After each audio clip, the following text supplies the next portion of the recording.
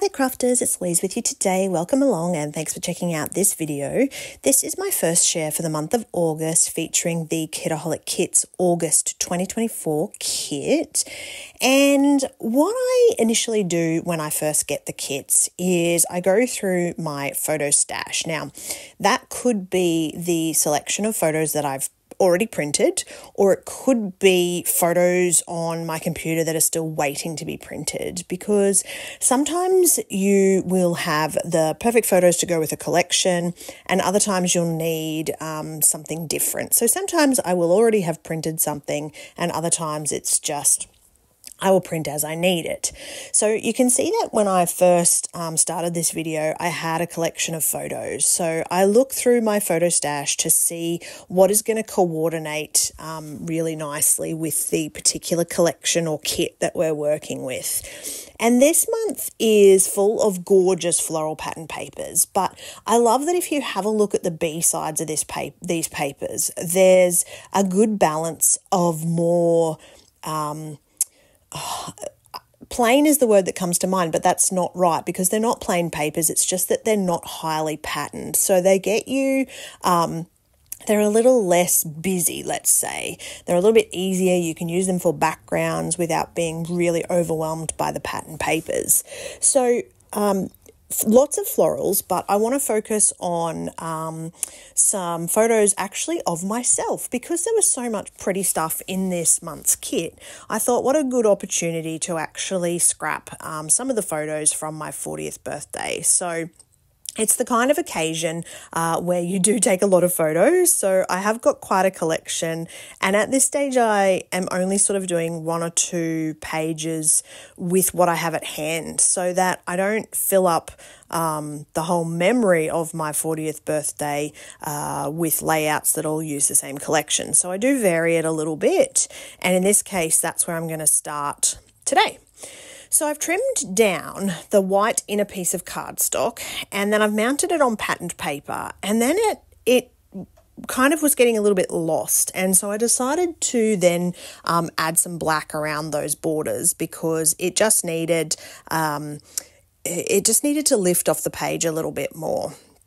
And at the moment, I'm really all about like angles and sort of straight edges. I'll go through these stages where I'll want to do a lot of mixed media and, cutting and circles. And at the moment, it's all just about ways to use the pattern papers. So I had this thought in my head when I saw this stripy paper that I wanted to kind of turn it and angle it to the corner, and that's where I've sort of gone by cutting that paper into a 6-inch square and then slicing it in half. So I really like the effect of this, and just to give it that little bit of added dimension, I'm going to mount that middle section onto cardstock just so it's lifted up a little bit higher.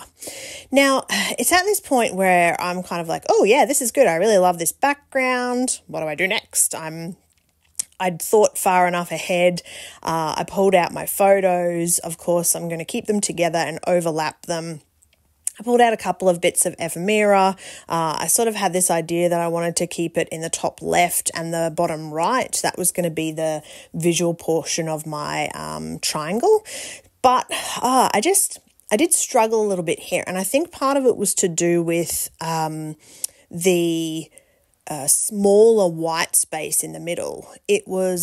I could overlap, so you can see those florals. I have popped them sideways and overlapped them with that patterned paper in the background, but I struggled a little bit with that smaller centerpiece. So I'm definitely going to put florals on this. You know, this is cutting the cake at my 40th birthday party, so it needs florals and it needs embellishments, and it needs to be very not colourful, but pretty is the word I'm going to use, because when I'm doing sort of more masculine boy type layouts, I don't get a chance to do much with those pretty floral type pages. So I'm really going to give it my all with this one so that I have had the opportunity to use that.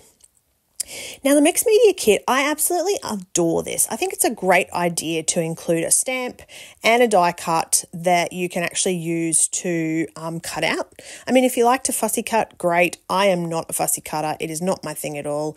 I don't enjoy it. I do it because I like the way it looks on a page, but I certainly don't do it for the enjoyment.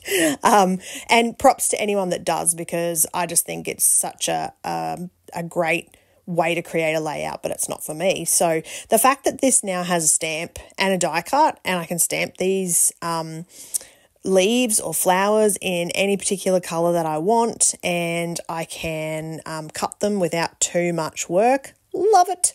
Really enjoyed it. So I have just stamped them in plain black, but I'm going to pull out these Vicky Boughton watercolors that we got in a kit quite a number of months ago, actually. But that's the thing I love about watercolors. Like, they just last and last and last. You literally, I don't know. I mean, if you're a painter, yeah, I'm sure you've used up a whole watercolor palette, but I have never used up a whole watercolor palette in like my 22 years of scrapbooking.